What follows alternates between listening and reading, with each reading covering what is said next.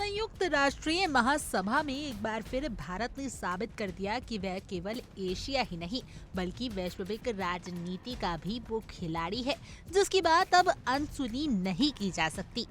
भारत के स्थायी प्रतिनिधि पी हरीश ने यूक्रेन संकट पर जो बयान दिया वह न सिर्फ साफ था बल्कि पूरी दुनिया के सामने भारत के संतुलित और दमदार कूटनीति रुख को भी उजागर करता है।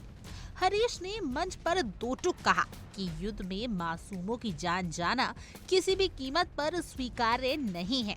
समाधान गोली से नहीं, गुफ्तगू से निकलेगा।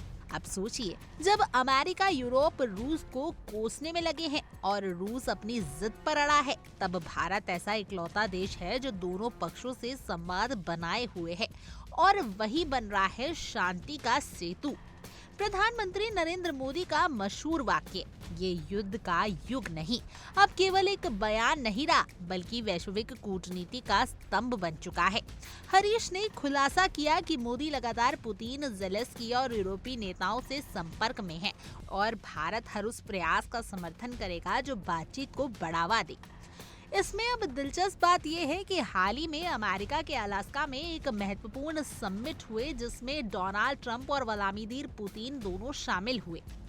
भारत ने इस पहल का स्वागत करते हुए कहा कि अगर ये दोनों महाशक्तियां एक टेबल पर आ सकती हैं, तो ये उम्मीद की सबसे बड़ी किरण है। भारत ने इस कूटनीतिक प्रगति को सराहना किया और उम्मीद जताई कि विदेश मंत्रियों के स्तर पर आगे की बातचीत विश्व शांति के लिए मार्ग प्रशस्त करेगी।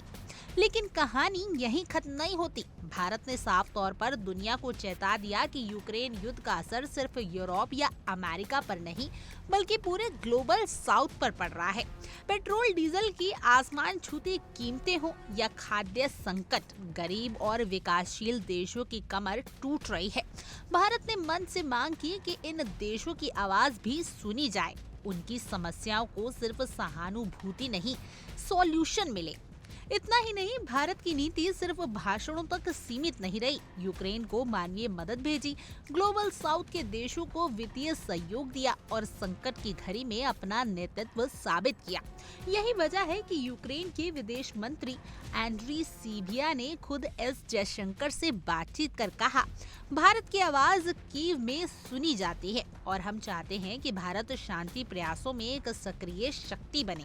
तो अब दुनिया के सामने सवाल ये है कि क्या अमेरिका और यूरोप अब भी युद्ध की रणनीति पर अड़े रहेंगे या भारत के संतुलित नेतृत्व को आगे बढ़ा देंगे।